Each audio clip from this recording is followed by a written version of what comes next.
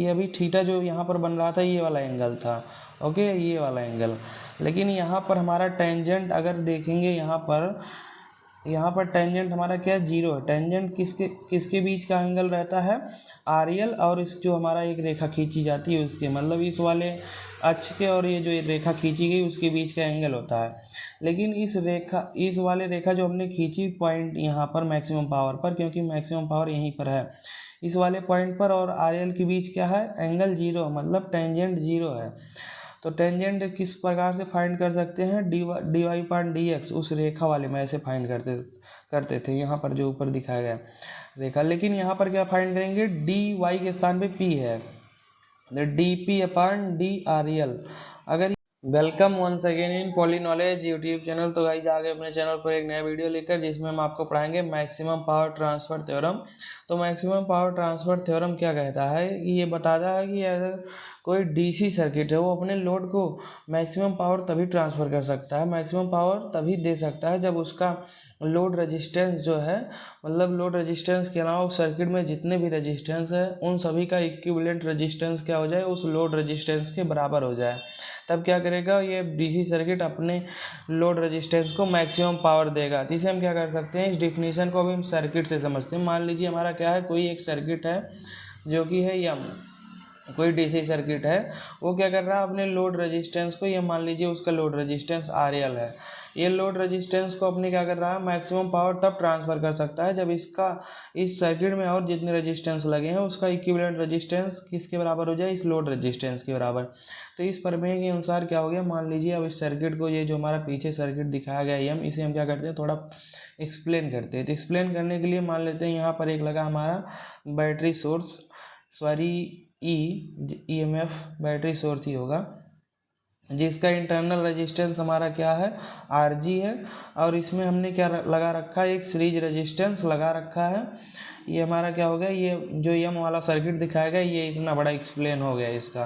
तो ये हमारा क्या RG क्या है, ये है हमारा इंटरनल रेजिस्टेंस। उसके बाद ये हमारा EMF है, ये जो लगा हुआ है, और ये हमारा रेजिस्टेंस है, एक सीरीज में लगा हुआ है।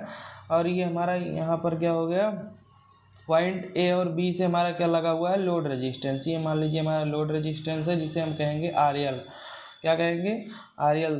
और ये हमारा क्या हो गया, एक्सटर्नल रेजिस्टेंस है, और ये इंटरनल रेजिस्टेंस है। तो ये RL कब मैक्सिमम पावर लेगा, इस बैटरी के द्वारा इस सर्किट से होते हुए, यही हमें फाइंड करना है। तो जो अभी हमने ऊपर डिफिनीशन बताया, उस डिफिनीशन के हिसाब से हमने क्या बताया था कि जो इसका इक्विवेलेंट रेजिस्टेंस होगा इस पूरे सर्किट का, ये पॉइंट A और B के बीच में लोड रेजिस्टेंस लगा है। इसके अलावा जो इधर का इक्विवेलेंट रेजिस्टेंस होगा, अगर इस लोड रेजिस्टेंस के बराबर हो जाएगा तो क्या होगा, मैक्सिमम पावर देगा। तो अगर हम मानते हैं ये रेजिस्टेंस और ये रेजिस्टेंस सीरीज में आ रहे हैं, तो इसको हम अगर I मान लेते हैं, RI, तो इसका मतलब क्या हो जाएगा, RI बराबर हो जाएगा RG प्लस R। मतलब क्या हुआ इसका, अगर ये RI किसके बराबर हो जाए, RL के, तो डिफिनीशन के हिसाब से तो यही होगा कि RI किसके बराबर हो जाए, RL के, तो मैक्सिमम पावर ट्रांसफ़र होगा ये डिफिनीशन के हिसाब से। लेकिन अगर यही हम प्रूफ कर दे तो हम जान जाएंगे कि वो जो डिफिनीशन हमने बताया वो राइट है। तो इसको प्रूफ करने के लिए हम क्या करते हैं, मान लेते हैं यहाँ पर जो लोड है हमारा, ये लोड में हमारा करंट क्या फ्लो हो रहा है, करंट जो होगा हमारा वो क्या रहेगा, I बराबर रहेगा E बटे लोड रेजिस्टेंस प्लस ये RI, मतलब इन दोनों का सीरीज रेजिस्टेंस। तो क्या हो जाएगा RI, यही हमारा क्या रहेगा, इस सर्किट में करंट रहेगा, ये करंट रहेगा। लेकिन अभी ये लोड जो हमारा कितना पावर कंज्यूम कर रहा है उसे फाइंड करना है। तो इस पावर को कंज्यूम करने, कौन सा पावर कंज्यूम कर रहा है, I² RL। तो I के स्थान पे हम ये वाला रख देंगे, क्या रख देंगे ये, तो ये हमारा पावर पता चल जाएगा कि ये लोड कितना पावर कंज्यूम कर रहा है। तो हमारा क्या हो जाएगा, E² बटे हो जाएगा RL और RI का होल स्क्वायर इंटू RL हो जाएगा। लेकिन देखेंगे अब अगर यहाँ पर तो अभी पावर पता चला, लेकिन हमें फाइंड क्या करना है, मैक्सिमम पावर। क्या फाइंड करना है, मैक्सिमम पावर। तो मैक्सिमम पावर फाइंड करने के लिए पहले यहाँ पर देखिए, ये जो हमारा पावर है, अगर ये हम रेजिस्टेंस बढ़ा रहे हैं तो क्या हो रहा है, पावर बढ़ रहा है। क्या हो रहा है, ये हमारा पावर जो है कंज्यूप्शन वो बढ़ रहा है रेजिस्टेंस के बढ़ाने से। लेकिन रेजिस्टेंस कौन सा, लोड वाला। और यहीं पर देखिए करंट, लोड रेजिस्टेंस के बढ़ाने से करंट क्या हो रहा है, घट रहा है। मतलब क्या हो गया, लोड रेजिस्टेंस हमने बढ़ाया और करंट घट गया, और लोड रेजिस्टेंस बढ़ाया तो पावर बढ़ गया। मतलब लोड रेजिस्टेंस जैसे ही बढ़ाया इधर करंट भी तो घट रहा है, इधर बगल में ही है तो करंट इसके इनटू में। मतलब क्या हुआ कि रेजिस्टेंस बढ़ाए पावर बढ़ा, फिर करंट घटा फिर से पावर घट गई। ओके, तो मतलब क्या हुआ कि इसका कर्व जो आएगा हमारा पावर का, ये कुछ इस प्रकार से आएगा। पावर का कर्व हमारा कुछ इस प्रकार से आएगा। ये हमारा पावर है, ये रेजिस्टेंस है लोड वाला। तो पावर कर्व हमारा कुछ इस प्रकार से आएगा कि इसमें रेजिस्टेंस के कुछ वैल्यू के लिए हमारा क्या हो रहा है, देखिए यहाँ पर पावर बढ़ रहा है, लेकिन रेजिस्टेंस के फिर कुछ अनदर वैल्यू के लिए पावर घट रहा है। तो इसमें क्या हुआ कि हमारा कोई ना कोई ऐसा पॉइंट होगा जिसके मतलब जिस रेजिस्टेंस पे हमारा पावर मैक्सिमम आए। रेजिस्टेंस का कोई ना कोई ऐसा पॉइंट होगा, कोई ना कोई ऐसा वैल्यू होगा जिस पे हमारा पावर क्या आएगा, मैक्सिमम। तो वैल्यू हमें यहीं पर दिखाई दे रही कि यहाँ पर पावर मैक्सिमम है और कुछ ना कुछ ये RL यहाँ पर होगा। तो यही हमें क्या करना है, RL को फाइंड करना है कि मतलब हमारा RL कितना होना चाहिए, RL जिससे हमारा पावर क्या हो उस पर मैक्सिमम आए। तो हमने बताया था कि डिफिनीशन से RL किसके बराबर होना चाहिए, RI के। लेकिन यही अगर हमारा प्रूफ हो जाता है तो क्या हो जाएगा, हमारा पता चल जाएगा कि ये राइट है हमारा डिफिनीशन ऊपर वाला। तो क्या है कि मैक्सिमम पावर के लिए यहाँ पर देखिए, आपने जो अब 2D में रेखा पढ़ा रहा होगा, आजकल जब से NCERT पैटर्न लगा है, हमें लगता है रेखा आ गई है 2D वाली 11th में। नहीं तो पहले जब NCERT पैटर्न नहीं था तो हमारा जो 2D वाली मतलब मैथ में जो हमारा रेखा था 2D में, वो 10th में था। तो उसमें क्या पढ़ाया गया था, ये हमारा पढ़ाया गया था y बराबर mx प्लस सी। एक ऐसे हमारा इक्वेशन बनाया जाता था y बराबर mx प्लस सी। तो ये m क्या था, m क्या था वहाँ पर, टेंजेंट था, क्या, tan थीटा, क्या था, tan थीटा। लेकिन अगर हमें क्या करना है, एक बार इसे डिफ्रेंशिएट कर देते हैं तो यहाँ पर c क्या होता था, ये कांस्टेंट वैल्यू होती थी, ये खत्म हो जाती थी, रेखा यहाँ से स्टार्ट होता था। तो dy/dx बराबर क्या हो जाता था, m हो जाता था, और ये यही क्या था, tan थीटा था। तो मतलब जो हमें फाइंड हुआ, ये y था, ये x था। तो dy/dx क्या हो जाएगा, tan थीटा के बराबर होता, मतलब टेंजेंट। तो यहाँ पर देखिए ये जो हमारा कोण है, ये अभी थीटा जो यहाँ पर बन रहा था ये वाला एंगल था। ओके, ये वाला एंगल। लेकिन यहाँ पर हमारा टेंजेंट अगर देखेंगे, यहाँ पर टेंजेंट हमारा क्या है, 0 है। टेंजेंट किसके बीच का एंगल रहता है, RL और इस जो हमारा एक रेखा खींची जाती है उसके, मतलब इस वाले अक्ष के और ये जो रेखा खींची गई उसके बीच का एंगल होता है। लेकिन इस वाले रेखा जो हमने खींची पॉइंट यहाँ पर मैक्सिमम पावर पर, क्योंकि मैक्सिमम पावर यहीं पर है, इस वाले पॉइंट पर और RL के बीच क्या है, एंगल 0, मतलब टेंजेंट 0 है। तो टेंजेंट किस प्रकार से फाइंड कर सकते हैं, dy/dx उस रेखा वाले में ऐसे फाइंड करते थे, यहाँ पर जो ऊपर दिखाया गया रेखा। लेकिन यहाँ पर क्या फाइंड करेंगे, dy के स्थान पे p है, dp/dRL। अगर ये हमारा क्या है, टेंजेंट किसके बराबर आ गया, 0। यहाँ पर टेंजेंट 0 है ना, यहाँ पर टेंजेंट क्या होता था, उस रेखा और RL के बीच का एंगल। तो एंगल क्या है यहाँ पर, 0। तो अगर ये हमारा क्या हो गया, dp/dRL किसके बराबर हो गया, 0 के। तो मैक्सिमम पावर फाइंड होगा, क्योंकि यहाँ पर मैक्सिमम पावर है। तो अगर हम इसे क्या करते हैं, dp/dRL को 0 के इक्वल कर दे तो हमें मैक्सिमम पावर मिल जाएगा। तो ये हम क्या करेंगे, यहाँ पर जो हमारा पावर फाइंड हुआ है, E²/RL RI का square into RL।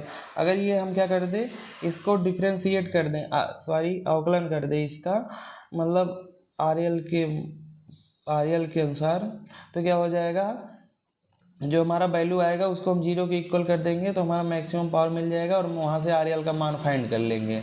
Maximum power के पॉइंट पर RL का मान क्या आता है, मतलब RL का मान कितना रहना चाहिए, मैक्सिमम पावर आएगा। तो हम इसे डिफ्रेंशिएट करते हैं, dp अपान क्या रहेगा, dRL। तो इसको डिफ्रेंशिएट करने के लिए हमारा कांस्टेंट रहेगा, बाकी ये 2 पॉइंट है, इसी को हम क्या करेंगे, अवकलन करेंगे। अवकलन करने के लिए, तो इसका अवकलन करने के लिए सबसे पहले हम क्या करेंगे, यहाँ पर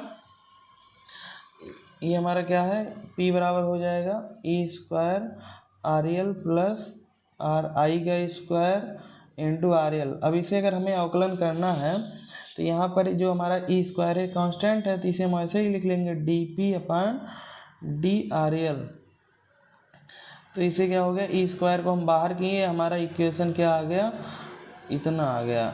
इसको हमें अवकलन करना है, तो ये हमारा क्या हो जाएगा, मतलब हम इसमें क्या लगाएंगे, फर्स्ट पहला फलन गुणे दूसरे का अवकलन प्लस दूसरा फलन गुणे पहले का अवकलन, यही हम समीकरण लगाएंगे। तो ये हमारा क्या रहेगा, पहला फलन रहेगा, और ये 1/RL प्लस RI स्क्वायर हमारा क्या रहेगा, दूसरा फलन रहेगा। तो पहला फलन 1/RL प्लस RI का स्क्वायर, ये हमारा पहला फलन हो गया। अब और ये जो हमारा सेकंड फलन था, इसका जब अवकलन करेंगे RL के पक्ष में, तो RL से RL का अवकलन होगा 1। तो ये हमारा क्या आ गया, पहला फलन गुणे दूसरे का अवकलन प्लस दूसरा फलन हमारा क्या है, RL, और उसके बाद जो हमारा पहले का अवकलन करेंगे 1/RL प्लस RI का होल स्क्वायर। तो ये क्या हो जाएगा हमारा, यहाँ पर आ जाएगा -2RL प्लस RI का होल क्यूब, क्योंकि ये जो हमारा -2 रहेगा, ये जब ऊपर जाएगा तो ये जो हमारा 2 है ऊपर जाएगा, माइनस हो जाएगा -2, और -2 इधर आएगा। फिर अवकलन में क्या करते हैं, घात को एक घटा देते हैं, तो एक घटाएंगे तो -3 हो जाएगा, फिर नीचे लाएंगे पॉजिटिव हो जाएगा। अवकलन हमारा हो गया। लेकिन ये अवकलन क्या करना है, इसको 0 के इक्वल करना, तब मैक्सिमम पावर मिलेगा। तो हमने क्या किया, इसको 0 के इक्वल कर दिया। 0 क्या हो गया,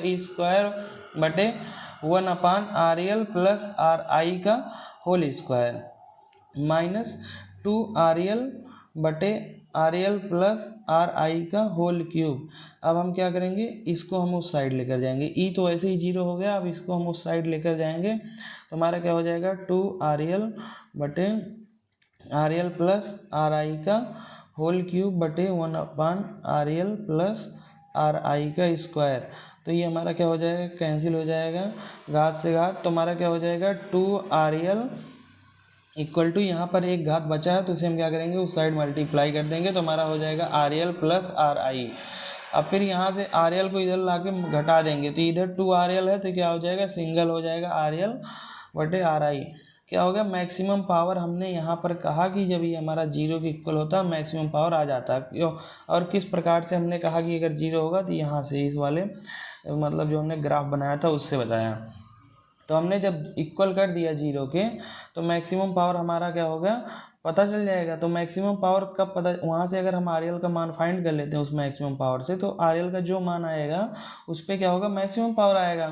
तो RL का मान क्या आ गया, RI के बराबर आ गया। मतलब RI के बराबर अगर RL का मान हो जाता तो मैक्सिमम पावर प्राप्त होगा।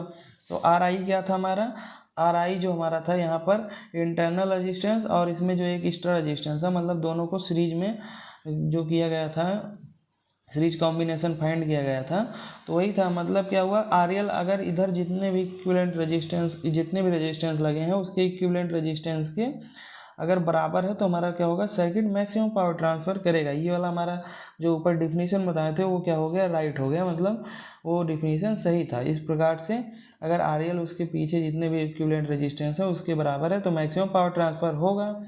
तो ये हमारा मैक्सिमम पावर अब फाइंड भी कर लेते हैं। P बराबर हमारा क्या था, E² RL प्लस RI का होल स्क्वायर इंटू RL, इतना था। तो अब RL के स्थान पे क्या रखेंगे, RI रख देंगे, तो हमारा क्या हो जाएगा, E² बटे यहाँ पर जब RI आ जाएगा, सॉरी RL के स्थान पे RI आ जाएगा, तो हमारा 2RI का होल स्क्वायर इंटू यहाँ पर RI आ जाएगा।